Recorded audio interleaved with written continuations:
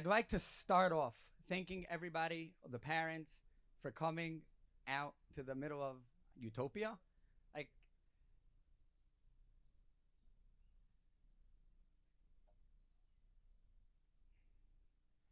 we've had everybody travel every single year so far for our graduation, and parents have come year in, year out. I think it's the first time where we're sitting in, I guess, I don't want to call it our own campus. We're able to do it in our own campus.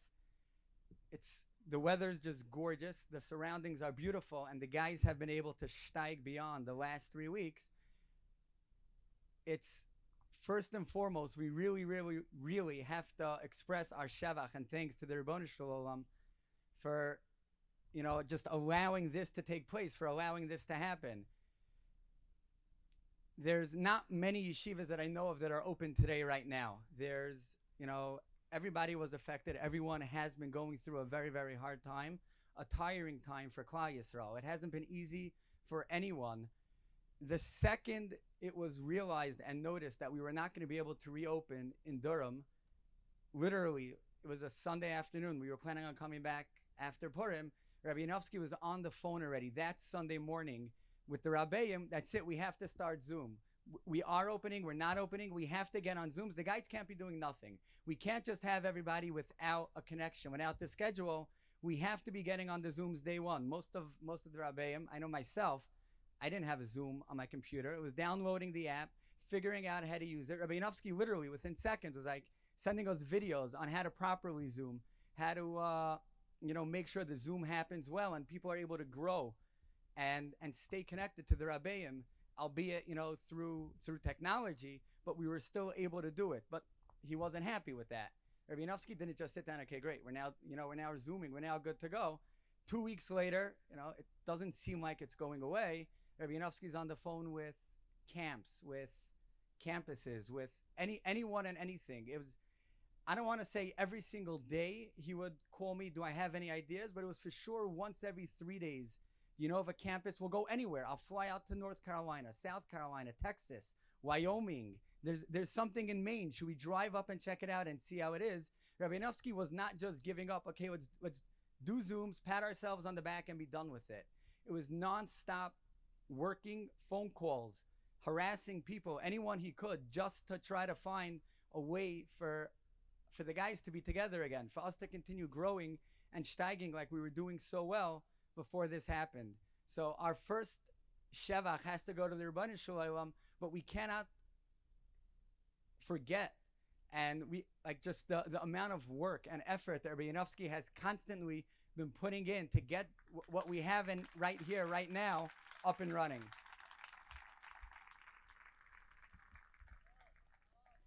It couldn't be the wrong campus or a bad campus. It had to be the right campus for the guys, where the guys can grow comfortably in.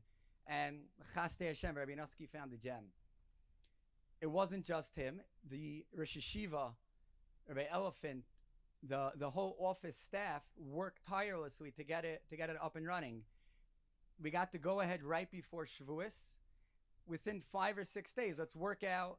It's getting everyone registered, the COVID testing, the working out protocols with the government, the lawyers, being in touch with the some of the board members to push it even further. If anyone had connections, Rabbi Aryeh Weiss, the constant work and push and drive to get us up and running, but not stopping there.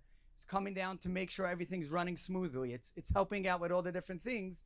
So the fact that we're sitting here right now today in this beautiful campus, the people up on top of us, who make us look good by just being here, that are not able to be here today, we all owe a huge amount of thanks to the Rosh Hashiva, Reb Eli Elephant, the board of Aryeh Weiss, Beroish, almost everyone just pushing and pushing and pushing and not giving up.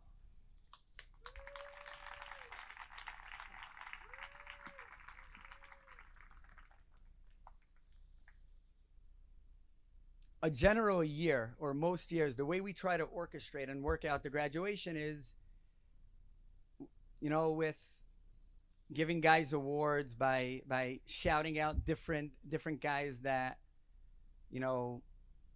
worked harder and pushed themselves and really, really shined and grew throughout the year.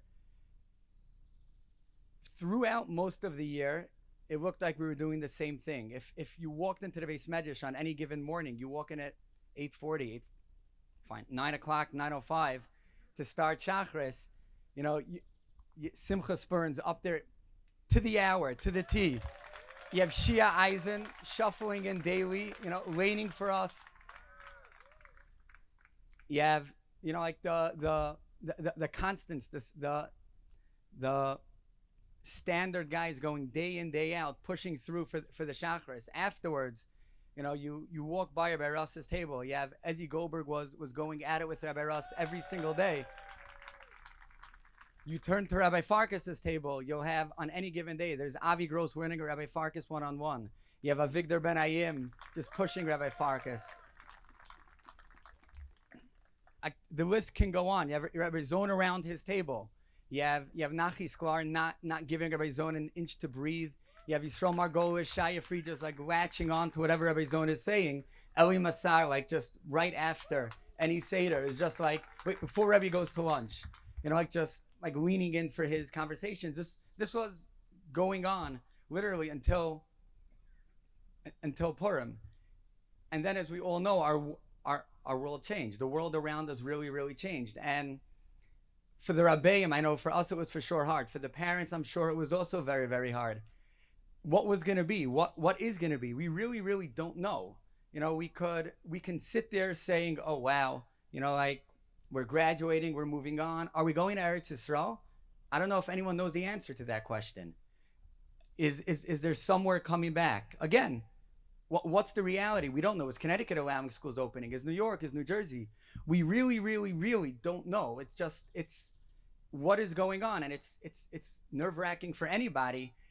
The constant, you know, blast of Emunah that I know for myself, and I'm sure I'm speaking for the other Rabbeim, on any given day, you know, we're sitting there preparing for a Zoom and giving a Zoom. It's the guys that are coming through to the Zoom on every single Zoom. I don't know of a single Rebbe that showed up and didn't have 5, 10, 15 guys involved in their Zoom every day. Rabbi Kewish's Zoom was packed day in, day out with the guys.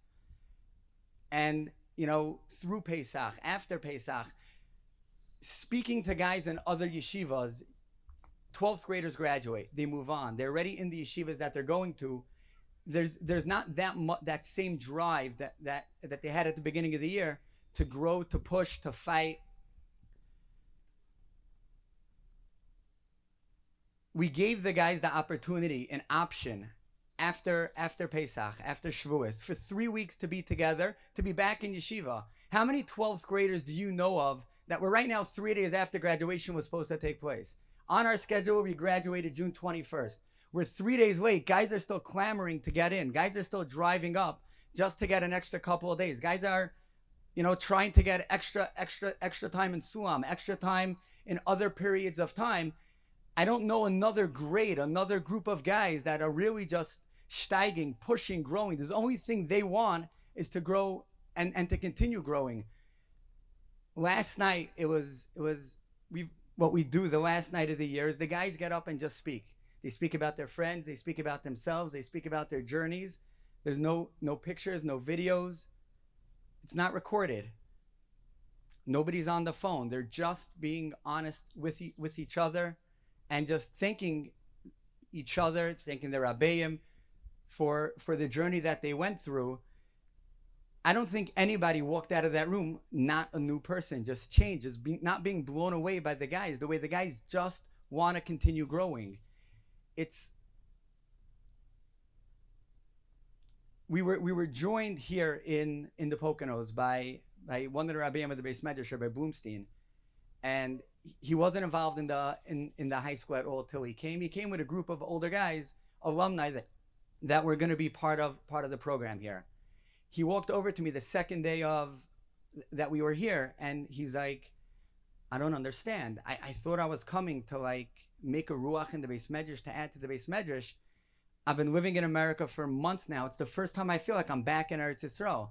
The Kol Torah that was going on, first Seder, night Seder, the coming to the minyanim, the hasmada that the guys were doing, just watching a J.J. Goblat soak up every single word of Rabbi Kewish's Musar, just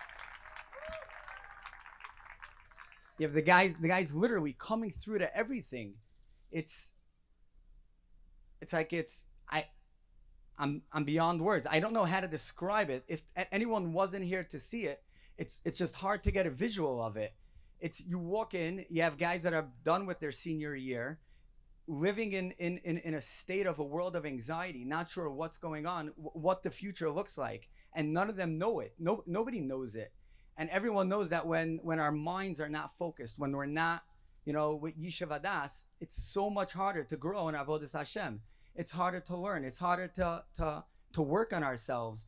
And yet we came here, and I myself have beyond been inspired. I don't know what's going to be with the future.